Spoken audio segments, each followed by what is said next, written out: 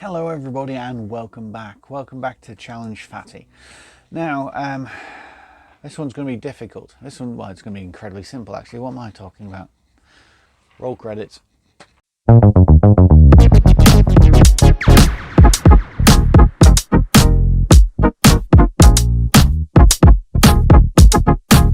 So today is the day after the Three Peaks Cyclocross. Now, the Three Peaks Cyclocross is the most historic and brutal and difficult cyclocross race in the world. It's there on the website. It's been going since the 60s. It is just absolutely insane. And spoiler warning, as you may have guessed from the title card, it went badly for me.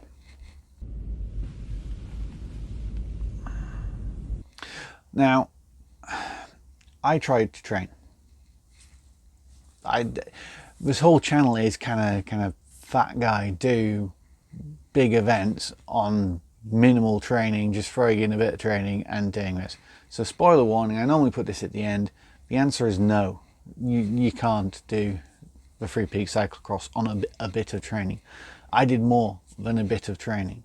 As you could see from videos, I think last week, I did of my training diaries. That was the tip of the iceberg of my training. I did quite a lot of training. You may have noticed I've got at least one less chin. That shows you how hard I was training. Problem is, if you haven't seen it yet, I highly recommend you go and watch GCN's video where Simon Richardson goes and does the Three Peaks Cyclocross.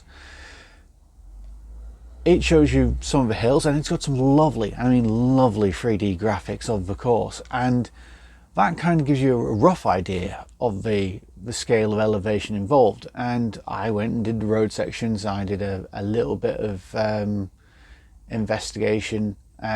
My video on the mathematics of can you do this was so far out, it was just hilarious. Road section stuff, fine.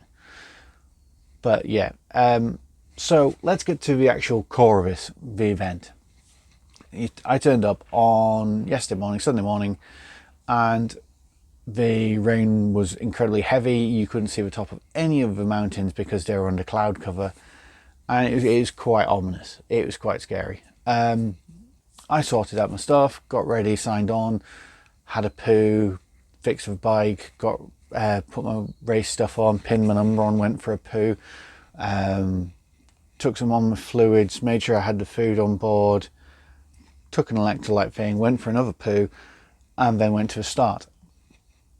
Oh yeah, I also took an Imodium because, So anyway, at the start, you lined up there. There's 396 other people in front of me because I'm in the merit class. I was at the back. So, and as we set off, it was quite a build up. There's somebody on a PA doing commentary. It's a massive event. There's people there from the World Tour. There's professional cyclocross riders there. There's teams. It's a big event, as you can tell, because it's the world's most historic and most brutal, and everybody wants to try and do it. From the start, I was off the back. I basically, the first thing you do after you leave the start line is you go over a bridge, and I was the last person to cross that bridge. The pace at the start was insane. You are going up 5, 10, 15% hills on the way up to the first climb on the road. And yeah, when I turned off, my average was 28 kilometers an hour uphill. I don't normally average 28 kilometers an hour on the flat, and I was being dropped massively by everybody. So that shows you the level of pace involved. When I got to the climb, I was still feeling amazing. I had so much carbohydrate in me and so much caffeine in me. I was feeling great, and my legs weren't lactic-y, they weren't anything, because I was only about 6 kilometers in. And then you go into the fields and it starts to get difficult. The ground was incredibly soft because of 3 days of rain, and the excuses are going to start streaming out of me now like the streams running down the hills. The one thing I never trained for And the one thing that really takes a biscuit here is climbing. You can see on that GCN video, you can see on any other video of the Three Peaks, is the fact that there is climbing involved. Now, I thought when I watch videos, like any video, you don't really get their sense of the incline. And when they say, oh yeah, you can reach out and there's grass in front of you to pull on when you're standing upright, I thought that's a bit of an exaggeration. They've probably fallen forwards and they're scrabbling up like that. No, it's exactly right. It's literally a wall that you're climbing up with a bike over your shoulder, one arm holding the handlebars, and you've got one hand climbing up. It's insane. And I didn't even make it to the first timing point at the first summit. That shows you how bad I had to give up. Now, as I said, the whole point of this channel is can a regular person do this? This is where I'm going to use an excuse that I am not a regular person. Now, to give a bit of backstory, as a kid I had a number of accidents and my ankles are, well, they're like gravel. I basically had a number of big accidents and broke both ankles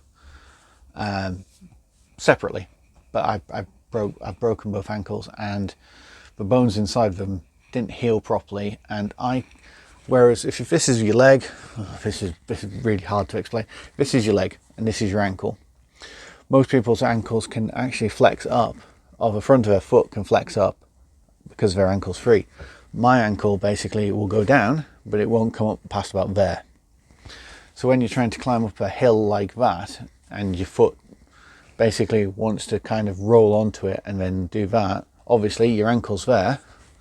That, it's not a very good thing. I might have to put a little bit of graphics in here, but yeah, my ankle doesn't flex like normal people's ankles. So I was basically trying to go up on tiptoes, which was hurting the entirety of my foot. Hi everybody, it's VoiceOver Rob. I just want to do a quick interjection here. I didn't mention this while I was filming, but a good analogy of this is imagine trying to walk up a near vertical hill wearing ski boots, because that's what happens. My ankles lock and I can't do it. So it's damn near impossible. You can't use your feet as cleats and you can't get any grip. Anyway, back to the story. And I basically could not climb. I was trying my best to climb up. I tried to waddle, I tried to zigzag my way up, but obviously due to where things are, like big ditches, dry stone walls, even steeper stuff, you can't always zigzag your way up. I tried leaning forwards and basically crawling up with the bike on my back. That didn't work. Yeah, and I was absolutely heartbroken. I had to give up. I was shivering cold. It was, the clouds were just all around me. I couldn't see more than about 20 meters in front of me. Yeah, excuse. I had to give up. I had to do a ride of shame back to the start and hand over my dibber. So yeah, I don't know what else to say. It was a great event. I love the event, love the people, the friendliness of everybody, the people at the side, the spectators cheering you on for the little bit I saw. Yeah, I love the event and I really want to go back next year. However, I think I need to work on the physical limitations I have. Obviously, I can't smash my ankles again and make the NHS rebuild my ankles to a point where they actually work. But I'm going to see if there's anything I can do physio-wise. It sounds really, really stupid now, and something that's so painfully obvious. But I think I probably need to go and do actually walk the Three Peaks. Well, duh. The Three Peaks. Do the Three Peaks as the walking challenge first, so I understand the the route and the conditions involved more, rather than just doing the road section thinking, yeah, it's fine. No, I need to do more. I think that's kind of blunt, really. I need to do a lot more training and a lot more specific training. I always pride myself on specificity, and I failed miserably. Not just at the event, but I failed on specificity as well. So I'm not going to dwell on it too much. I've already had a good shout at myself and been angry at myself for the last 24 hours. I am now going to go off and start training for the Warrington Way. And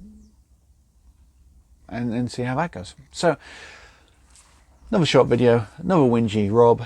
But yeah, I will speak to you shortly. Have a great weekend, or middle of the week, or Tuesday if you're watching this just on your lunch break, pretending to do some work.